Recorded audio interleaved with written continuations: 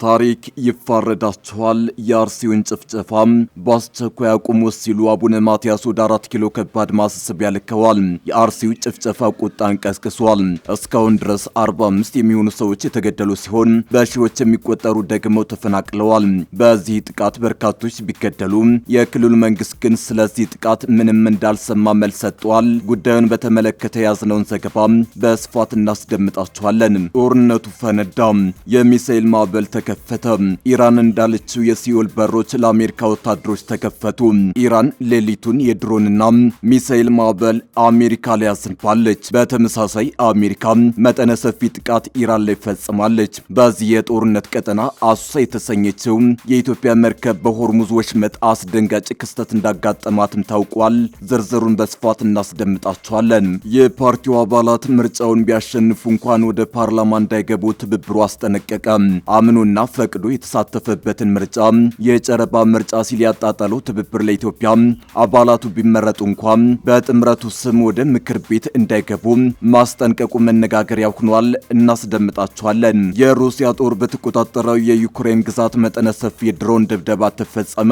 በተጨማሪም በሩሲያ ሁለተኛ ከተማ ሴንት ፒተርስበርግ ከባድ ፍንዳታ የተሰማ ሲሆን ፑቲን ስለ ጥቃቱ ማብራሪያ ሰጥተዋል። ትሰሙታላችሁ።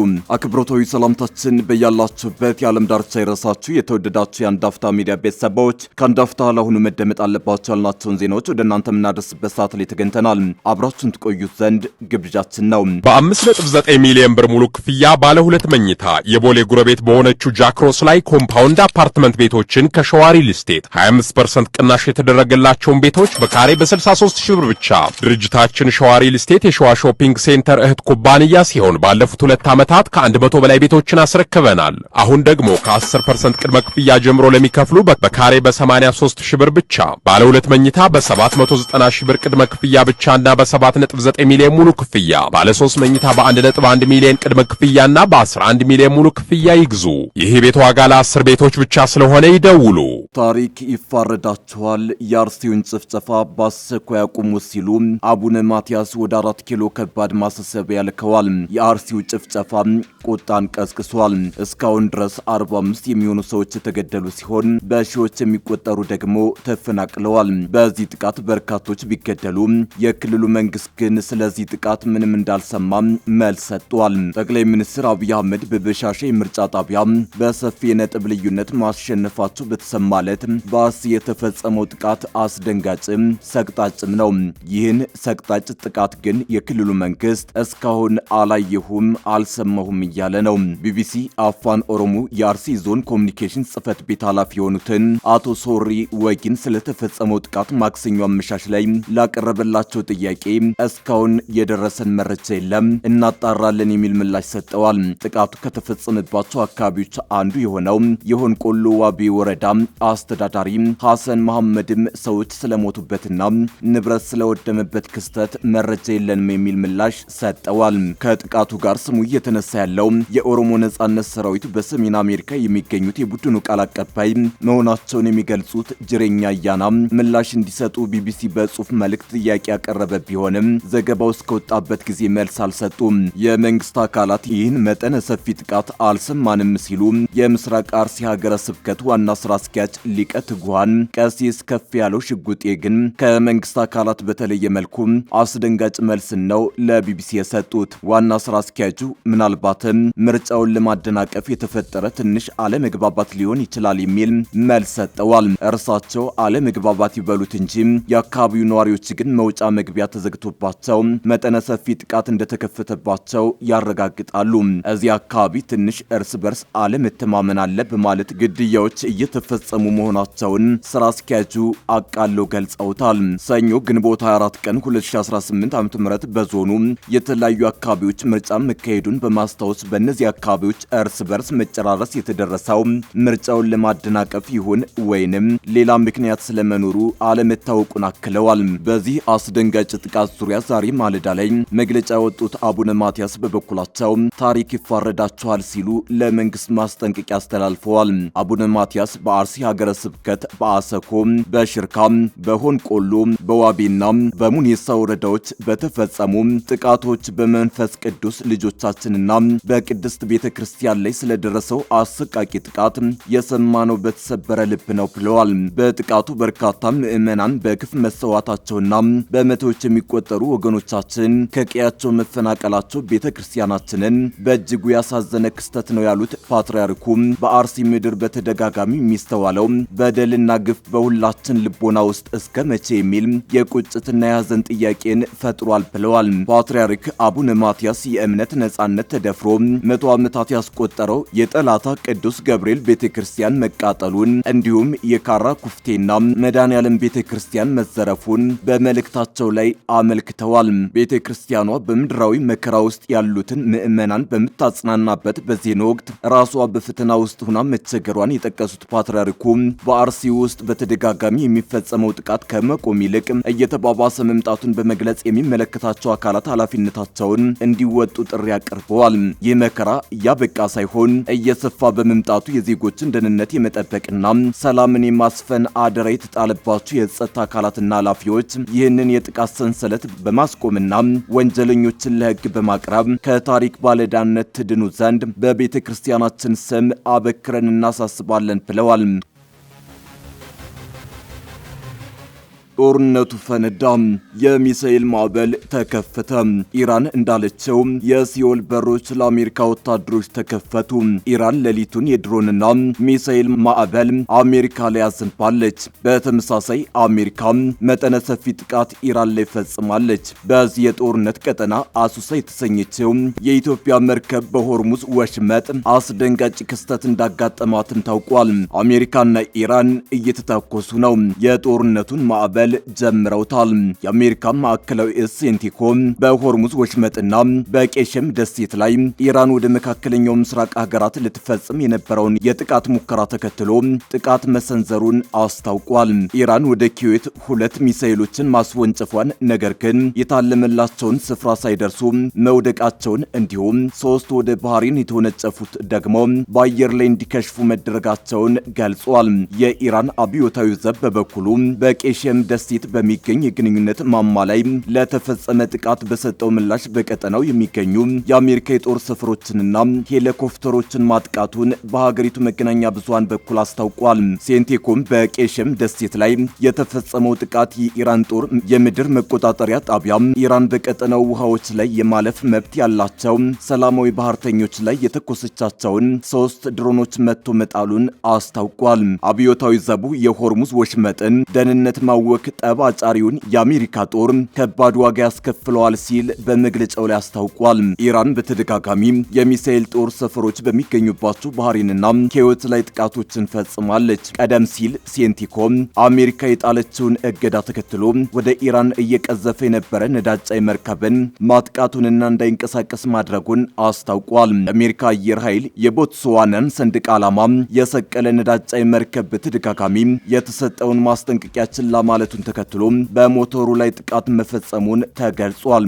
ሴንቲኮም ማክሰኞ ዕለት መርከቡ ላይ ጥቃት ሲፈጽም የሚያሳይ ተንቀሳቃሽ ምስል ያሰራጨ ሲሆን የኢራን ጦር በይፋ የሰጠው ምላሽ የለም። እዙ በመግለጫው ከአውሮፓውያኑ ሚያዝያ 13 ጀምሮ አሜሪካ ወደ ኢራን ወደቦች የሚደረጉ እንቅስቃሴዎችን ማገዷን አስታውሶ ከዚያን ጊዜ ጀምሮ 122 መርከቦች አቅጣጫቸውን እንዲቀይሩና እንዲመለሱ መደረጋቸውን አሻፈረኝ ያሉትም ሞተራቸው እንዳይሰራ መደረጉን አስታውቋል። ከዚህ በተጨማሪም ኢራን የኩዌት አውሮፕላን ማረፊያ ላይ ረቡዕ ማለዳ ጥቃት መፈጸሟን ተከትሎ በረራዎች ተቋርጠዋል።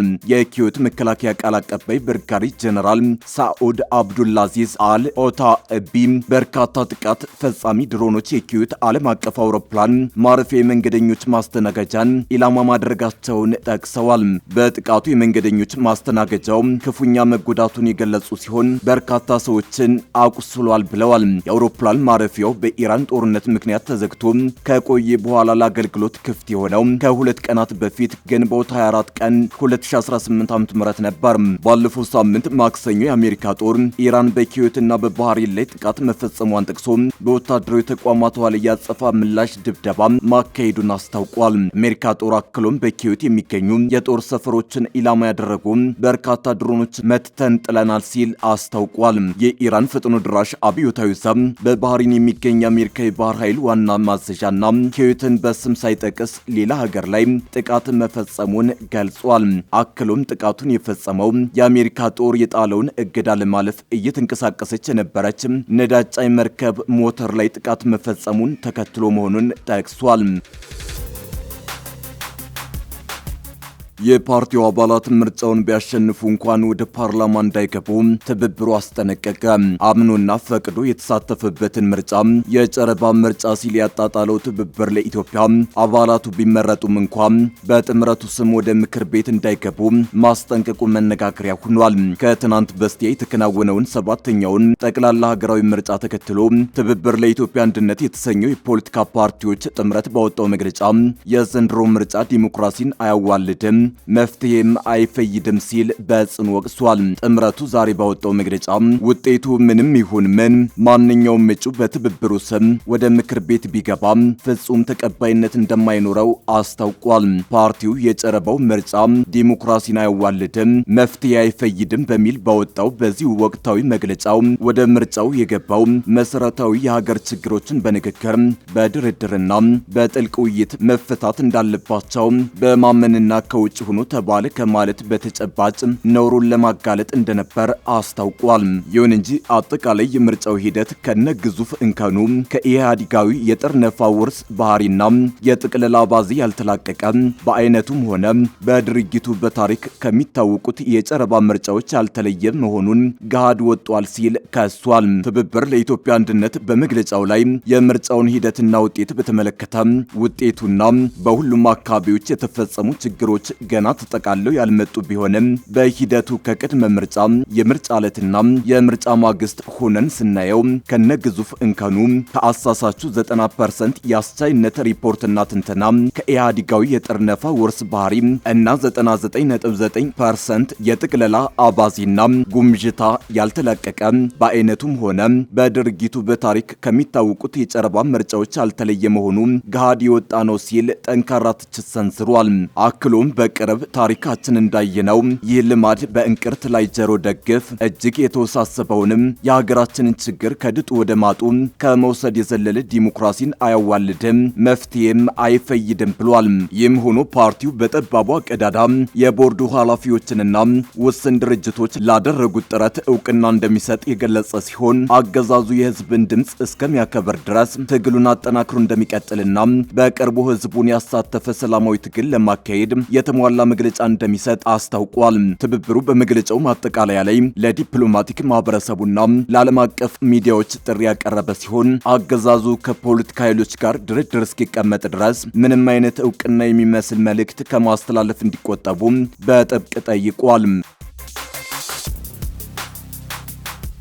የሩሲያ ጦር በተቆጣጠረው የዩክሬን ግዛት መጠነ ሰፊ የድሮን ድብደባ ተፈጸመ።